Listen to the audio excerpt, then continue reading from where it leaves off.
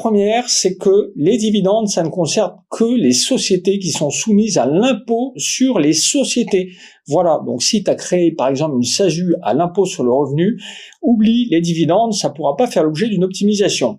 La deuxième chose, et ça c'est la plus importante parce que souvent les gens l'oublient, c'est que pour se verser des dividendes, il faut avoir fait un premier bilan. Pourquoi? Parce que les dividendes, c'est en fait la part de bénéfice que tu vas distribuer aux actionnaires. Donc pour faire un bénéfice, eh bien, il faut avoir fait un bilan, il faut avoir clôturé les comptes, il faut avoir un expert comptable ou un comptable qui a fait le boulot. Et donc, tant que tu n'as pas ton bilan, tu vas pas pouvoir te verser de dividendes. Alors parfois j'entends, bah oui, mais je voudrais me verser un acompte sur dividendes. Alors, pour faire simple, les acomptes sur dividendes, c'est fait pour les grosses sociétés, les grosses PME.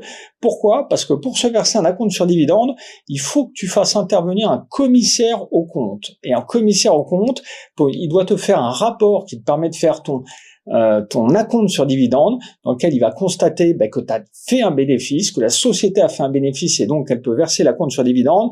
L'intervention du commissaire au compte compte au minimum 3 000 €. Donc oublie tout simplement de te verser ou de vouloir te verser un acompte sur dividende.